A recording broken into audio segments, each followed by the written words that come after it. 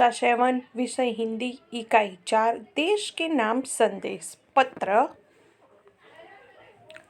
સપના એ નથી જે તમે ઊંઘમાં જુઓ છો, સપના એ છે જે તમને ઊંઘવા નથી દેતા. એપીજે અબ્દુલ કલામ.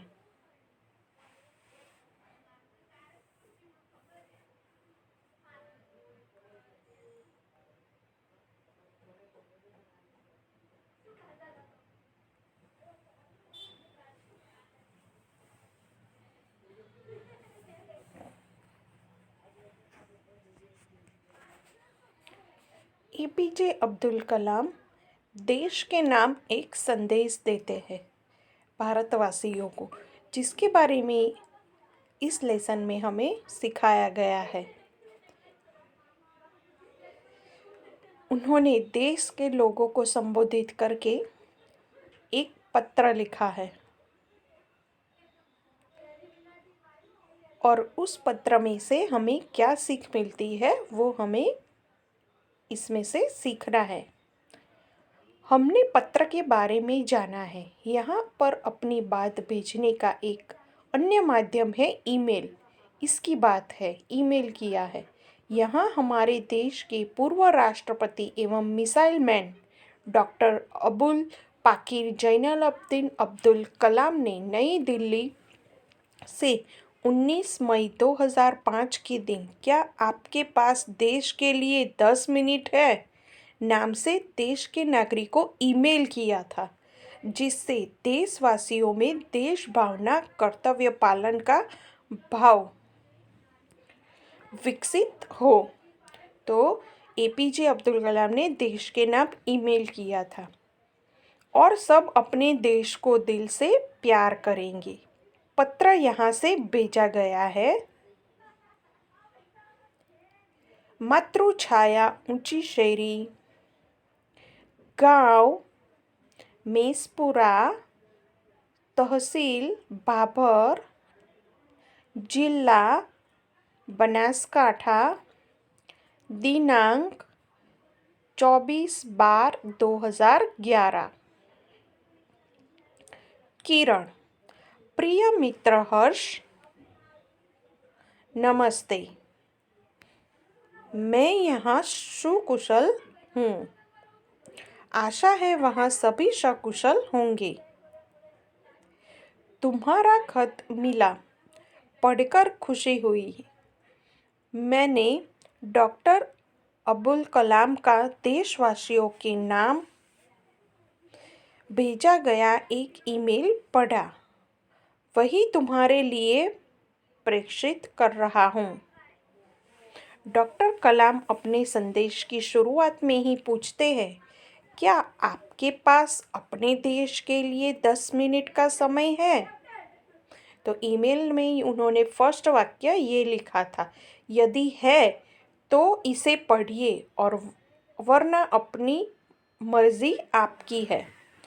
इसके बाद वह देश के लोगों की सोच बताते हुए कहते हैं, हमने पत्र के बारे में जाना है।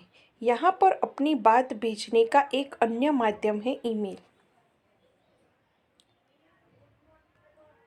तो इस तरह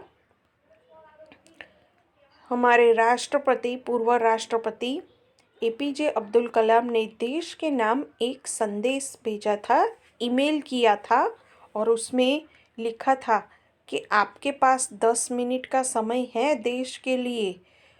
यदि समय है तो आप ये पढ़िए। आप कहते हैं हमारी सरकार निकम्मी है। आप कहते हैं हमारे कानून पुराने पड़ गए हैं। आप कहते हैं नगर पालिका कचरा नहीं उठाती। आप कहते हैं फ़ोन काम नहीं करता। रेलवे मजाक बन गई है। एयरलाइंस दुनिया में हमारी ही सबसे खराब है। चिट्ठी अपनी मंजिल तक नहीं पहुंचती। आप कहते रहते हैं और कहते ही रहते हैं। आपने इस बारे में क्या किया? बस कहा ही है, खाली कुछ किया नहीं है। मान लीजिए एक व्यक्ति सिंगापुर जा रहा है। उसे अपना नाम दीजिए, उसे अपनी शक्ल भी दे दीजिए। तो इस तरह एपीजे अब्दुल कलाम कहते हैं कि हम हमारी सरकार को निकम्मी कहते हैं, हमारे कानून को पुराना कहते हैं, नगर पालिका को दोष देते हैं कि वो कचरा नहीं उठाते, फ़ोन अच्छी तरह काम नहीं करते, हमारी जो रेलवे लाइन है वो मजाक बन गई है, एयरलाइंस हमारी दुनिया की सबसे ख़राब है, और ये सब हम गलतियाँ निकालते रहते हैं। हमने इसके बारे में सोचा नहीं है, बस कहते ही रहते हैं और गलतियाँ निकालते रहते हैं। तो एपीजे अब्दुल कलाम ने कहा कि मान लो कि एक व्यक्ति सिंगापुर जा रहा है, उसे अपना नाम दीजिए और उसे अपनी शक्ल भी दे दीजिए। वो हमें इस तरह से कुछ कहना चाहते हैं कि हम अपने देश के कैसे नागरिक हैं। हम हमारे देश की खामियां ही ढूंढते रहते हैं। आप दुनिया के सर्वश्रेष्ठ हवाई अड्डे पर उतरते हैं। सिंगापुर में आप अपनी सिगरेट का टुकड़ा सड़कों पर नहीं फेंकते और स्टोर में खाते भी नहीं हैं। तो वहाँ के सब रूल्स आप फॉलो करते हैं। आपको उनकी भूमिगत संपर्कों पर रश्क महसूस होता है। आप शाम 5 से 8 बजे के बीच आर्चर्ड रोड पर कार चलाने का टोल टैक्स तकरीबन 60 रुपये भुगतान करते हैं। अगर पार्किंग में आपने निर्धारित समय से ज़्यादा गाड़ी खड़ी करी है तो टिकट पंच कराते हैं। लेकिन आप सिंगापुर में कहते कुछ नहीं करते हैं क्या? दुबई में आप रमज़ान के दिनों में सार्वजनिक रूप से कुछ भी खाने का साहस नहीं करते। जिहाद में बिना सिर ढके बाहर नहीं निकलते। तो इस तरह वो कहते हैं कि अगर आप सिंगापुर जाओगे तो सिंगापुर के सारे रूल्स फॉलो करोगे, जैसे कि सिगरेट का टुकड़ा सड़क पर नहीं डालोगे, डस्टबिन में डालोगे, या तो फिर वहाँ के जो भी रूल्स है ट्रैफिक के वो हम उसे अच्छी तरह उसका पालन करेंगे। और वही रूल्स अगर इंडिया में है तो हम उसे अच्छी तरह नहीं निभाएंगे। उसी तरह दूसरा उदाहरण दिया है कि दुबई का, अगर दुबई में भी हम जाएंगे तो वहाँ भी जो रमज़ान के दिन होते हैं वहाँ कोई सार्वजनिक रूप से खाना नहीं खा सकता, तो हम भी उस टाइम हम उस रूल्स का पालन करेंगे। लेकिन वही रूल्स अगर हमारे देश में है तो हम उसे अच्छी तरह नहीं निभाएंगे। तो इसी तरह वो एपीजे अब्दुल कलाम हमें संदेश देते हैं कि बाहर के देशों में विदेश के रूल्स को हम फॉलो करते हैं, लेकिन जो इंडिया में अगर ऐसा कोई रूल्स बनाए तो यहाँ के लोग देशवासी उसे फॉलो नहीं करते और फिर बाद में दोष सरकार का ही निकालते हैं। उसी तरह कहा है कि वॉशिंगटन में आप 55 मील प्रति घंटा से ऊपर गाड़ी चलाने की हिम्मत नहीं करते और पलटकर सिपाही से यह भी नहीं कहते कि जानता है मैं कौन हूँ, मैं फला हूँ और फला मेरा बाप है। ऑस्ट्रेलिया और न्यूजीलैंड के समुद्र तटों पर आप खाली नारियल हवा में नहीं उछालते हैं। टोक्यो में आप सड़कों पर पान की पिचकारी क्यों नहीं थूकते? बॉस्टन में आप जाली योग्यता प्रमाण पत्र क्यों नहीं खरीदते? मैं आप ही के बारे में बात कर रहा हूँ, सिर्फ आपके। आप दूसरे देशों की व्यवस्था का आदर और पालन कर सकते हैं, लेकिन अपनी व्यवस्था का नहीं करते। भारतीय धरती पर कदम रखते ही आप सिगरेट का टुकड़ा जहाँ तहाँ फेंक देते हैं, कागज़ के पुर्जे उछालते हैं। यदि आप पराये देश में प्रशंसनीय नागरिक हो सकते हो तो क्या आप भारत में भी ऐसा क्यों नहीं कर सकते? तो इस तरह हमारे पूर्व राष्ट्रपति एपीजे अब्दुल कलाम ने कहा कि इस तरह हम लोग अगर विदेश में घूमने जाते हैं तो वहाँ के रूल्स फॉलो करते हैं, वहाँ के जो दरिया किनारा है और वहाँ साफ़ सफाई जो भी रूल्स है वो हम फॉलो करते हैं, और वही रूल्स अगर इंडिया में बनाया जाए हमारी धरती पर तो हम वो रूल्स फॉलो नहीं करते। तो उसकी वजह कोई सरकार या कोई कर्मचारी नहीं है, हम खुद ही है। हम बोलते हैं कि वो कर्मचारी कचरा नहीं उठाते, लेकिन हम वो रास्ते पर फेंके ही नहीं, डस्टबिन में डाले और हम अपनी जवाबदारी को अच्छी तरह समझे, तो हमारा देश भी विदेश जैसा सुंदर और व्यवस्थित हो सकता है। फिर उसमें हमें कमी निकालने की ज़रूरत नहीं है। वो सब हमारे ही हाथ में होता है कि हम कैसे उसको बनाएं, हमारे देश को कैसे आगे बढ़ाएं और विकसित देश जैसा बनाएं। तो ये सब हमारे ही हाथ में होता है कि हम वहाँ के बारे में सोचें, हमारे देश के बारे में सोचें। जैसे विदेश में होता है वो सब उन नगरवासियों के हाथ में ही होता है, जहाँ जो रहते हैं उन्हीं के हाथ में होता है कि वो अपना देश कैसे व्यवस्थित रूप से वहाँ के रूल्स को फॉलो करें। तो हमें भी इंडिया में जो रूल्स बनाए हैं उसी का पालन करना चाहिए। जैसे कि अभी आगे डॉक्टर कलाम ने मुंबई के पूर्व महानगर पालिका आयुक्त तिनायकर के हवाले से कहा, अमीर लोग अपने कुत्तों को सड़कों पर घुमाने निकलते हैं और जहाँ तहाँ गंदगी बिखेर कर आ जाते हैं और फिर वही लोग सड़कों पर गंदगी के लिए प्रशासन पर दोष मढ़ते हैं। क्या वे उम्मीद करते हैं कि वे जब भी बाहर निकलेंगे तो एक अधिकारी झाड़ू लेकर उनके पीछे पीछे चलेगा और जब उनके कुत्ते को हाजत लगेगी तो वह एक कटोरा उसके पीछे लगाएगा? राष्ट्रपति ने मिसाल दी है कि अमेरिका और जापान के कुत्ते के मालिक को उसकी छोड़ी हुई गंदगी साफ करनी पड़ती है। फिर शासन व्यवस्था के बारे में उन्होंने कहा है कि हम सरकार चुनने के लिए वोट डालने जाते हैं और अपनी सारी जिम्मेदारियां भी वही उलट आते हैं। हम आराम से बैठकर सोचते हैं कि अब हमारे नाज नखरे उठाए जाएंगे। हम सोचते हैं कि हमारा हर काम अब सरकार करेगी और हम फर्श पर पड़ा हुआ रद्दी कागज उठाकर उसे कूड़ेदान में भी डालने की जहमत नहीं उठाएंगे। रेलवे हमारे लिए साफ सुथरे बाथरूम देगी और हम उन्हें ठीक से इस्तेमाल भी करना भी नहीं सीखेंगे।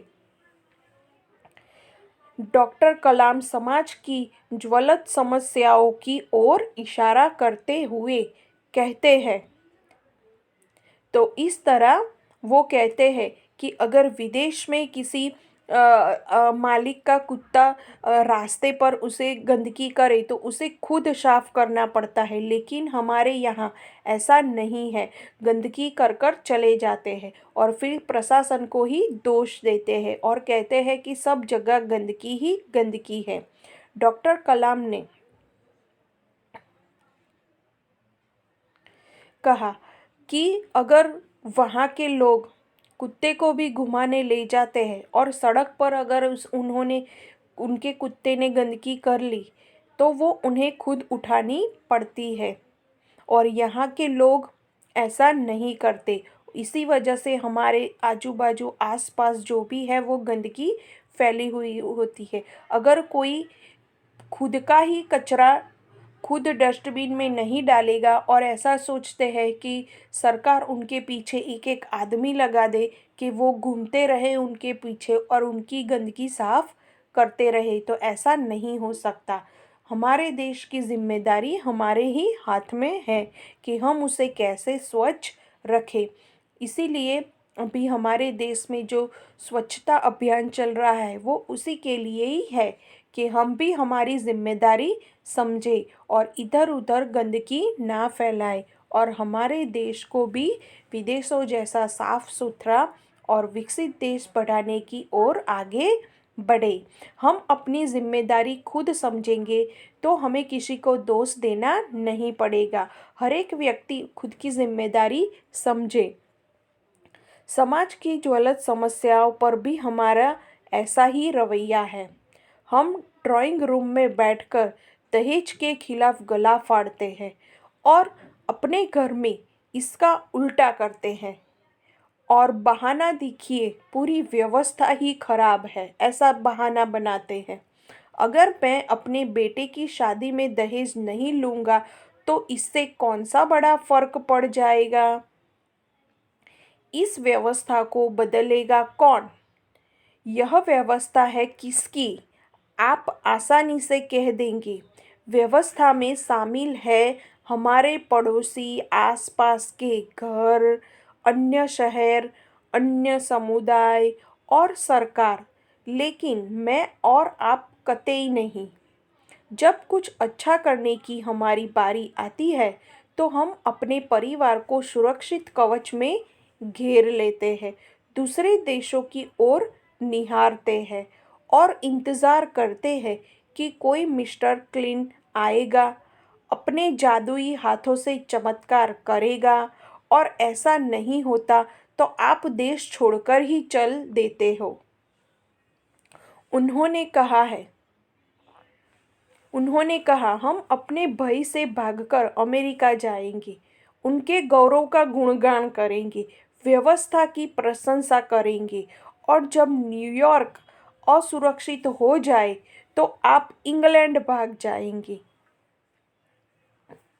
इंग्लैंड में बेरोजगारी होगी तो खाड़ी चले जाएंगे और जब खाड़ी में युद्ध छिड़ जाएगा तो आप मांग करेंगे कि भारत सरकार हमें बचाकर घर वापस ले आए।